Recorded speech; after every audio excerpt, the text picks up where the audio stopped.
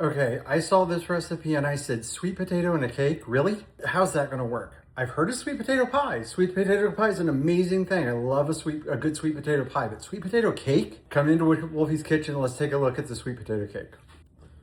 Hello and welcome to Wolfie's Kitchen. I'm Mel, AKA Wolfie, and I am here to take you through a journey today of a sweet potato honey bun cake. This is going to be a really amazing journey with a few interesting ingredients that I have never thought would actually show up in a cake, such as sweet potato. This recipe came to me from a friend, one of my Facebook friends, who said, hey, I'd like to see Wolfie's Cakes make this cake. I have one problem with the recipe though. The recipe calls for a cake mix. And here at Wolfie's Cakes, in Wolfie's Kitchen, we do not use premixes. Everything here is made from scratch and made with love. Please follow my journey as we build a sweet potato honey bun cake with a cinnamon drizzle and a cinnamon ribbon through. So in order for us to make the puree that we're going to need for the sweet potatoes, the recipe calls for 500 grams of puree. In order to make about 500 grams of puree, we're going to start with about 900 grams of sweet potato. To make a sweet potato puree, you have a couple of options. Option one is you can roast these whole. Don't peel them, just throw them in the oven as is. When you pull them out, slice them, spoon out the insides, put it in your blender. I'm not a huge fan of that because I'm dealing with hot potatoes and I don't want to deal with the skins after the fact. What I like to do is I like to peel them, slice them, and roast them.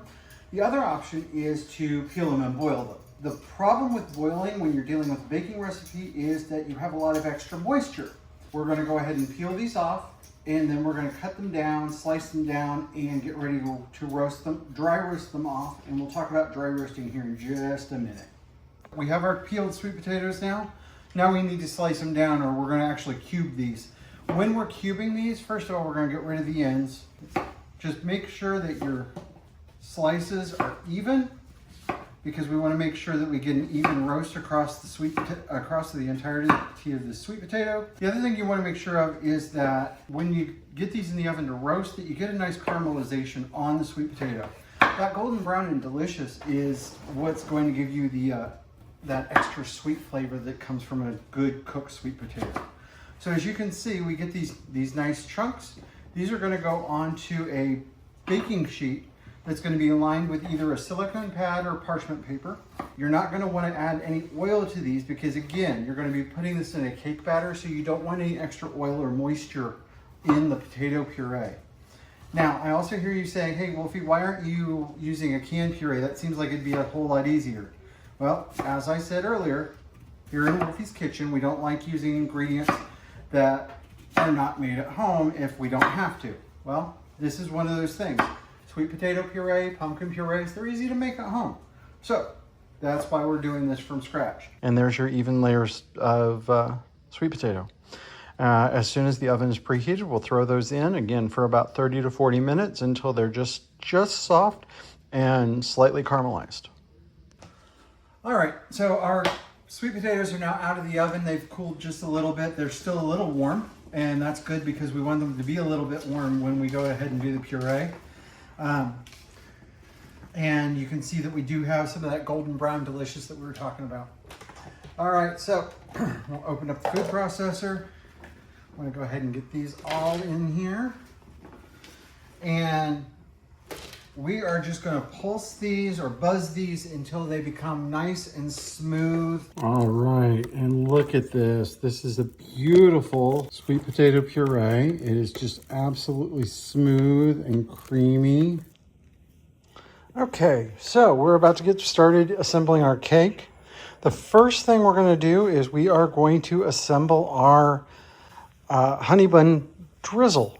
In order to assemble our honey bun drizzle, the first thing we're starting with is we are starting with 200 grams of light brown sugar. And then we are adding to that our melted butter. And so we're going to add that. And then we're going to add about a tablespoon of, or about 8 grams of cinnamon. Cinnamon is one of those things you can go overboard with, so be careful not to. It's good to be right on or just a little under rather than a little over. Once we do that, and again, You're going to hear me say this over and over. The kitchen scale is going to be one of your best friends in the kitchen because American measurements can be wonky. It's easier when you're baking. It's a lot more precise to measure by weight rather than measure by teaspoons, tablespoons, cups, etc. All right, what we're going for here is this wet sand consistency. So you just get in here with your hands. Get in here with your hand and just make that brown sugar and cinnamon sand. Make sure you don't have any clumps or lumps. Get it nice and moist. Make sure all the butter gets soaked into that brown sugar. If it looks like it's been a good day at the beach, then we have done a good job here. We're really going to use that in just a few minutes.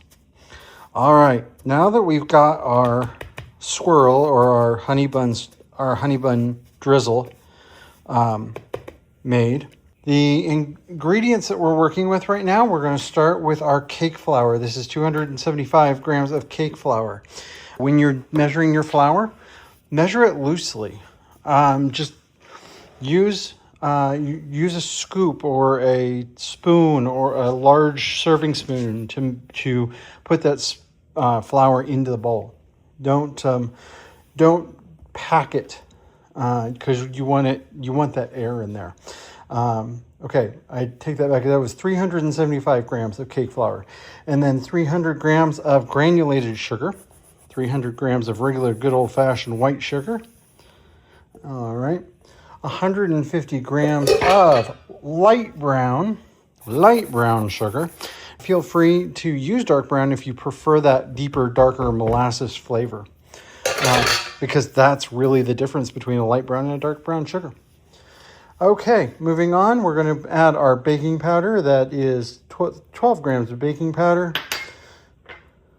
4 grams of baking soda, and 8 grams of kosher salt. And then finally, our spice mix. And this is a mix of cinnamon, nutmeg, and ginger. These are your nice warming spices. Typically, we use these in the autumn. So yeah, using them at 4th of July is a little weird. Careful with nutmeg, because if you use too much, you will end up numbing somebody's tongue when you don't intend to. So this is what it looks like right now. Grab our magic friend, the whisk. Mix this all up, mixy. Get everything nice and combined together. Just making sure everything gets into the party. All right. Once everything's combined, next step is we're going to combine our wet ingredients. All right. So our wet ingredients, what I have here is 225 grams of whole milk. I prefer an organic whole milk. That's just my personal preference. Use whatever is comfortable for you. I'm going to add to that 180 grams of oil. I like canola oil. Definitely just use a neutral flavored oil. Then we want to go ahead and add our magic that we made earlier, our sweet potato puree, right? Get that right in there. All right. And then, so see, we're going to get that started. Get those potatoes breaking down a little bit. Next step, make sure that your eggs are room temperature. Looks like our wet ingredients have come together. Our eggs have come together with our potatoes and our milk and our oil. So now we'll bring our dry part back to the party. All right, look at that happiness. That is a happy orange color if I've ever seen one. All right, next step. We want to bring all this together. Now, the key is bring it together until it just comes together, right? Why? Because we don't want to bring too much gluten to the party. We don't want to build that wheat gluten up too much. As soon as I don't see that much dry left, about there, see? It doesn't take a whole lot of mixing to combine. If you're mixing your batter too much, guess what? Your cake's going to be tough. All right, what's next? We're going to start pouring into our pink cake pan. This is my 9x13 cake pan with cake goop already put in. Step 1, pour about 60% or so of your cake batter into the pan. 50 to 60% of the pan. All right, let's toss that around a little bit in this 9x13. Next step is we are going to place our drizzle. So we are drizzling, drizzling, drizzling, drizzling, drizzling. That is our drizzle. All right, next step, we're going to finish pouring our batter into the pan. So I am going to move away from our whisk and grab our handy dandy spatula because I want to get every yummy morsel of cake batter out of this bowl. So we're going to just start pouring, start pouring. All right, next step. I'm going to go ahead and give this a good spread. Now, one of the things it says in the recipe is give this a couple lazy figure eights. All right, well, here we go. Now, I'll say that when you're doing any kind of swirl cake, that lazy figure eight is a good idea. There was a lot of the drizzle in this cake, so not quite sure how this is going to turn out, but we're going to find out. Okay, the next step is our oven is ready. Now, I had the oven preheating at 325 degrees. So we are going to slide this into Wolfie's oven. There we go. Sliding that right into Wolfie's oven. There we go. And we'll visit it back in a little bit. Okay, our cake is out of the oven and I have flipped it out of its pan. And now we're going to make the glaze that's going to go on top. What we have started with here is about 240 grams of powdered sugar. To that, we are going to add about 40 to 60 grams of melted butter. And then we have some milk, vanilla, and honey that we're adding to that. And this nifty new little gadget that my partner bought me that helps to keep the mess down to a minimum and also allows me to scrape out all that honey to keep us from making a bigger mess than necessary. So what do we want to do now? We want to whisk, right? One of our favorite things, we're going to whisk. We're whisking this all together. Get that all nice and combined because again, this is not an icing, it's a glaze, right? So we're just going to pour this on top of the cake. I'm going to make sure this gets all nice and combined and smooth.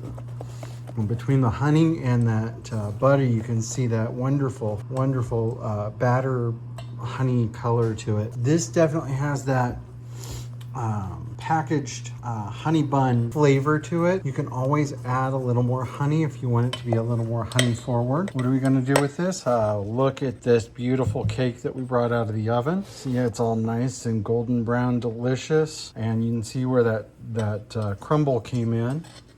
What are we going to do? We're going to go ahead and glaze the cake. Glaze.